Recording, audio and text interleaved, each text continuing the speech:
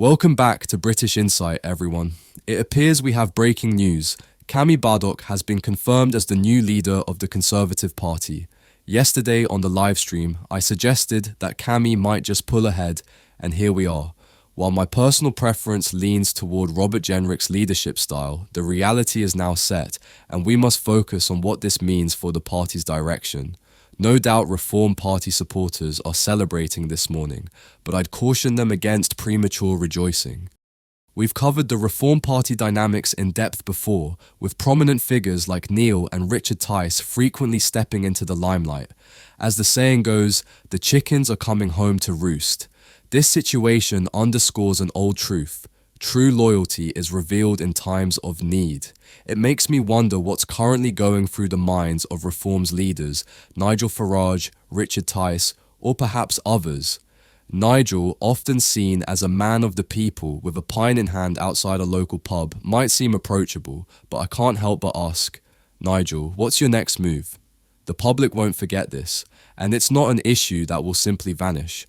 While some within Reform argue we need to look beyond recent events for the sake of the bigger picture, trust is fragile. If we can't count on allies when we truly need them, what confidence can we have when the stakes are even higher?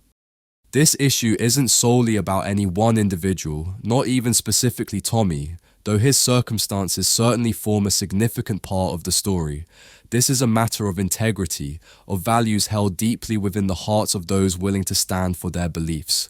Many within Reform have demonstrated this courage, whether or not Nigel Farage, Richard Tice, or other leaders grasp the full extent of it.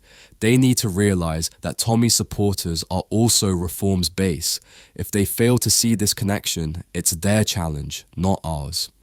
Still, I hear it time and again. Paul, give Reform a chance. Let Nigel handle things. I am doing just that, but Nigel's silence could become his undoing. Reform's fragile stability is teetering, and one serious incident, anything that harms Tommy while in custody, could shatter it entirely. If Tommy faces mistreatment, even a minor assault, every single one of his supporters will turn to Reform and ask, "Why did you do nothing?" And that question will echo with truth. Voices are already speaking out, as they should. Michelle Dewberry, Howard Cox, Rupert Lowe, and Ben Habib have all expressed concern, not necessarily in personal support of Tommy, but in defense of free speech and the fundamental right to safety in detention. Tommy's supporters are asking for a simple assurance that he be kept safe and well during his time in prison. This isn't a partisan plea, but a basic call for human decency. Reform, particularly Nigel and Richard, must publicly advocate for his protection.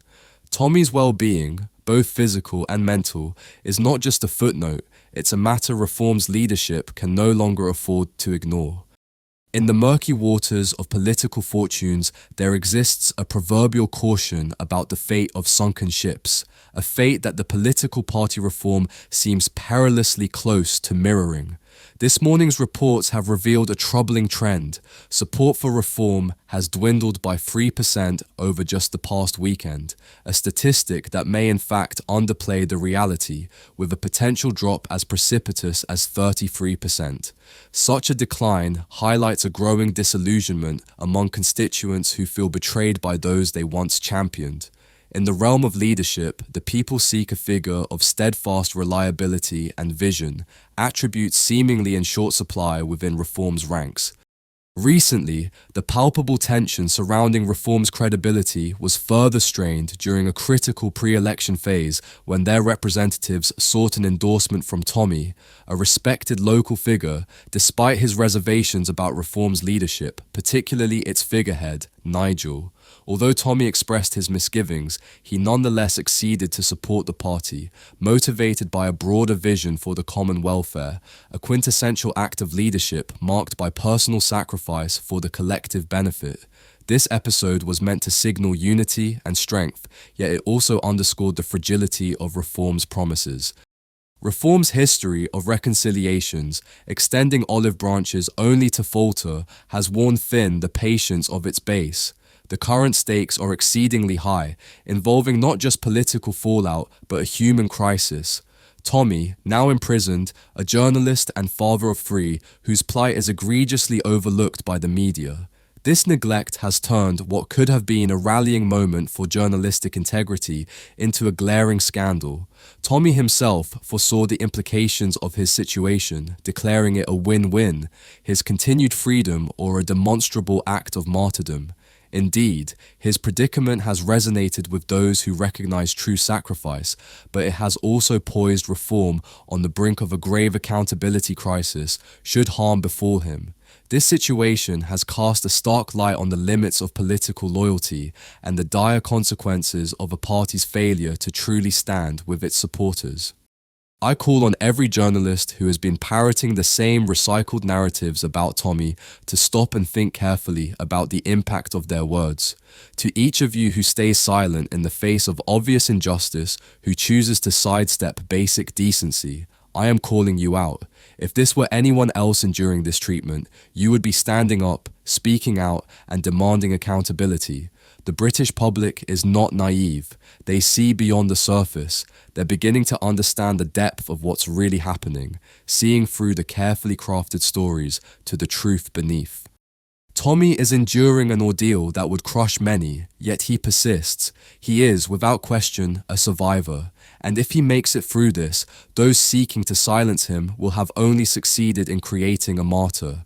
They may believe they have the power to bury the truth, but they cannot mute our voices or dismantle the freedoms we hold dear. This is Britain, a nation built on resilience, and we don't back down easily. Now is the time for everyone who values freedom, everyone who believes in fairness, to step forward. Show a fraction of the bravery Tommy shows every day. Don't let fear or intimidation hold you back. Speak out, stand up, and make your beliefs known. This moment calls for courage. If we remain passive now, if we allow the media's distortions to continue unchecked, we risk surrendering the future, not only for ourselves, but for the generations that follow. The coming week will be pivotal. Reform has a rare opportunity to demonstrate true leadership, to rise to the occasion, and perhaps begin a process of healing. There is a possibility, however faint, that we may find a way forward, that we might be able to forgive, to rebuild, and to reclaim integrity. But let's be honest, I'm not holding my breath. Far too many politicians appear woefully out of touch with the stakes at hand, blind to the reality unfolding before them. They seem to have forgotten that this isn't just about Tommy. It's about the principles we claim to uphold as a nation,